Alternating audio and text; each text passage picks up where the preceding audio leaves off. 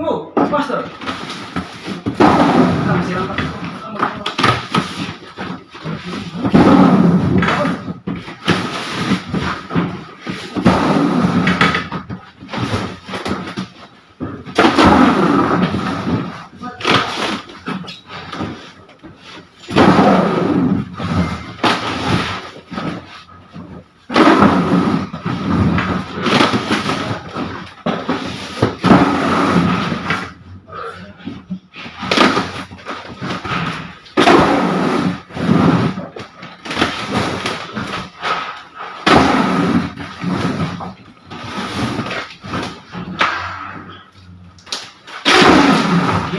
Okay.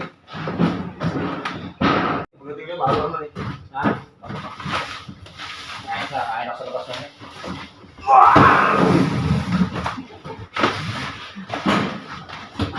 Yeah! Ito na! Ito na! Sagot to! Sagot to! Oo! Ayun. Magat.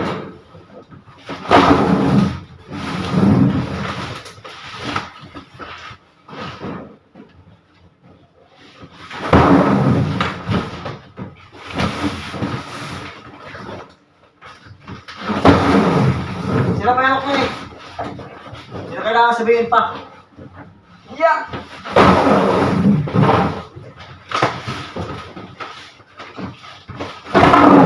Sira tayo yung dulo. Tulo, sila.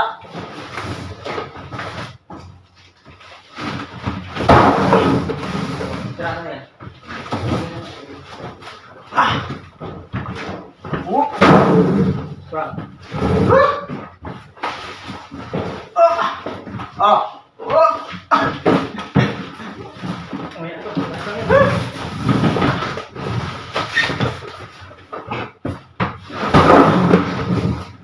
Ito ang tinatawag na ito yung ano? Nagbabawa na technique. Pagkabawa ng technique, ito yung sa naglalaro ng kwan? Boiling. Boiling water. Yung ganun na ano no? Boiling Yung ganun yung pula oh. Si Efren na bumisino. Yan. Yan, Efren na bumisino, kaya ba no?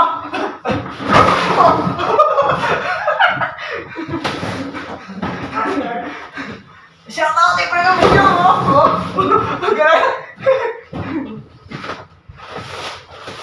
Ito yung tinatawag na chicken boil. Ano? Chicken boiling. Diba? Pakis! Yan ang professional na ano? Buling mo tayo, boy? Buling mo tayo? Buling? Buling? Buling? Oh? Oh? Ah! Chicken boiling! Oh? Oh? Ano na? Sisiyo! Oh? Oh? Oh! Ah! Ha? Oh, saglit! Paris! Oh! Paris na trabaho, guys! Paris yung trabaho. Tapos agad, wala sinabi. Right? Yo, what's up? Alright guys, good morning. So yan, medyo maaga kami nakatapos ngayon sa aming deliver. Yan, dito sa may SM, Pulilan. So, ito nga. At medyo may kaunting biyayang dumating sa akin. Ito isang hamburger. Yan. Oh, galing kay Jollibee. Bida ang saya. Total damit po So, yan, total meron damit na extra. pang drinks. Ayan. Responsible. Alright, thank you very much. So yun guys, hindi ko napakita sa inyo yung ano, hindi ko na ipakita sa inyo yung pagpasok dito sa Shit doon. SM Pulilan. So yan, itong exit na lang ay ipakita ko sa inyo. So yan guys, kain tayo. So, bago umalis, kainin ko na to. Mamakain ba ng iba? Mamakain ba ng iba? Right. Baka makain pa ng iba. So kakain ko na. Yun lang. Mahirap na. Yung motor. Nagkanina yun. Pwede no, sa kabila. Yun o. Yung entrance. So guys, kami papalabas na ano, SM Pulilan. Ayan. So, ito at medyo nabigyan ng biyahe si Hamburger, si Jarby. Ayan. Dito, bila. Ha? Dito. Ano sabi? Yung seat, oh. Ha? Yun, yung seat. Si guard. Ano ba? Dito kami ngayon sa may SM Pulilan at ito nga ang RDO nila at meron silang mga patakaran dito na dapat mong sundin lalo na kung ikaw ay delivery sa lugar na ito, maging ang wet at dry. At ito nga ay katapos pa lang namin na mag-deliver dito sa may SM Pulilan at ito ang mga schedule sa araw-araw na mga delivery ito. Katapos pa lang namin na iba ang mga produkto nitong si Jollibee. At heto nga, bago ako umalis ay aking kinunan ang mga schedule ng mga delivery ito at kung ano ang ipinagbabawal bago ka mapasok sa loob nitong SM Pulilan, maging dito sa RDO nito. Heto ang SM Pulilan at ito nga ang likuran. Maaga pa lang, kaya heto ay walang katao-tao pa at aking napansin na maloob pa ang parkingan nila. At bago nga lisanin ang lugar na to ay aking mga pinagbasdan ang likor nito. Napakalawak pala. At ito ay malawag pa ang parkingan nila at mayroon palang terminal dito. At ito nga ay katabi ng RDO nitong mall dito sa may Pulilan. Hindi ko na naipakita sa inyo yung unang pagpasok namin dito dahil nga ay lubat itong aking cellphone na ginagamit. Sa likuran pa lang ay malawak na. Lalo na siguro ang harapan nito. At ito nga ay ang mga truck dito na nakaparking ay mga delivery. At heto naman yung terminal. Heto nga at unti-unti nang dumarating ang mga pumupunta rito sa loob ng SM Pulilan. At ito nga ang parkingan nila ay napakalawak pala. At di ka na mahirapan pa na maghanap ng parkingan dito. Maaga pa lang kami ay narito na sa may SM Pulilan. At dahil nga medyo nag-aagawan ang iba dito pagdating sa parking ng RDO, lalo na kung ikaw ay isang delivery. At pagdating naman dito sa parkingan ay napakalawak. Aking napansin ang sakyan nito na meron nakasakay na motor sa likuran. At heto ay napakaganda ng motor nito na pambata lamang.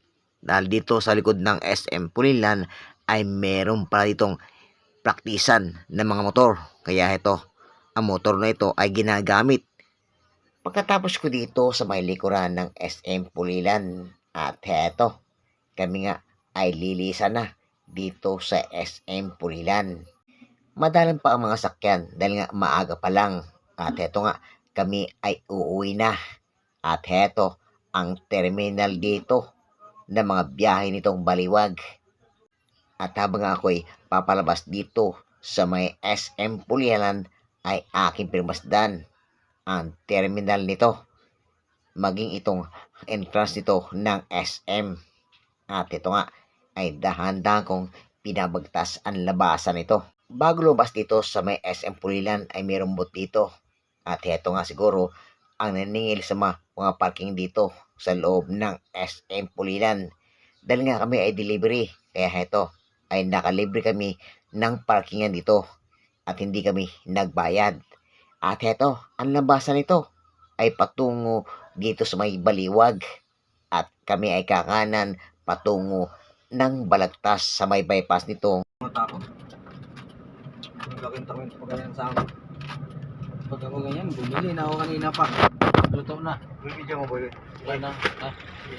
Kami nga ay dito na sa may harapan ng SM Pulilan at habang ako'y nagmamaniho ay aking pinabidyohan dito sa aking kasama upang aking ibahagi sa inyo ang lawak nitong SM Pulilan. At ito nga ay aking pinagmasdan habang ako'y nagmamaniho at aking nilisan ang lugar na ito. Napakahaba pala na itong SM Pulilan at ito ay dahan-dahan din ako na umuusad upang ating makuhaan ng buo itong SM Pulilan.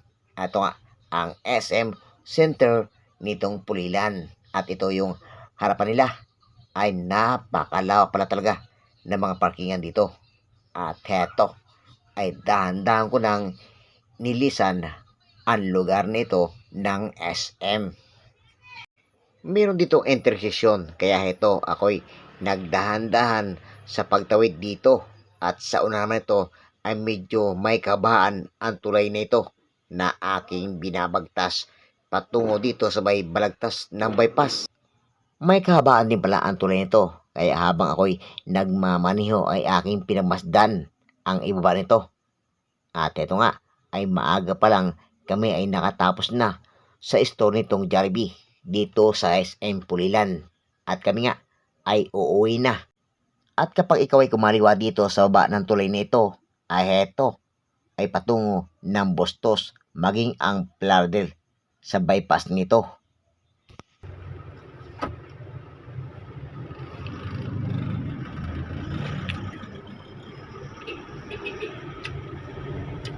Sino sabi sa'yo? Na, Na, ano? tutong Berli.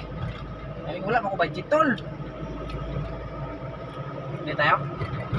Ang tayo pera. Ha? Tayo pera ko dito. Mabawasak. Pira ako dito eh. Ha? Pira ako dito. Ay, wala ka pera. Ha? Sige.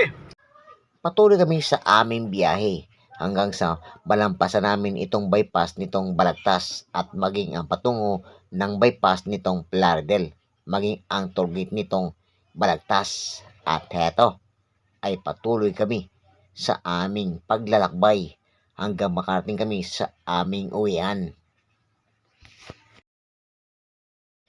Sa pagsapit namin dito ay mayroon ditong intersection at ito nga ay patungo ng Pulilan proper, maging ang Ginto, Marilao, May Kawayan. At kapag umana naman ay patungo dito sa SM Pulilan maging ang Baliwag. Samahan niyo ako sa aking paglalakbay at heto nga kami nga ay pabalik na sa aming garahe upang kami ay makapagpahinga. At heto ang Walter Mart dito sa may Ginto, Bulacan. Buti pala sa lugar na ito ay walang gaanong traffic, madalang ang mga sakyan, maging ang fast food ay meron dito tulad nitong McDo na aking nadaanan. At habang ako'y naglalakbay ay akin namang itong natanaw ang NLEX na patungo ng norte, yung mga patungo ng Baguio, maging ang Tarlac ay maaring dumaan dito at kumaliwa papasok ng tollgate nitong NLEX. Sa oras nito ay medyo maaga pa kaya ito ay madalang pa lang ang mga sakyan na aking nakakasabay.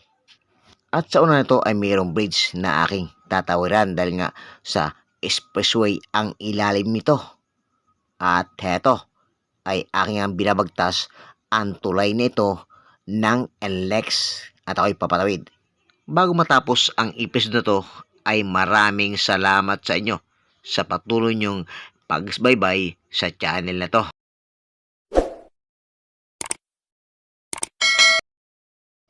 At akin namang madadaan itong patungo ng Manila, itong southbound. At itong aking tinatahak ay patungo ng Marilao, Malolos, Bukawi, Tabang, Giginto at May Kawayan. Hanggang dito lang mga kabero. Bye-bye.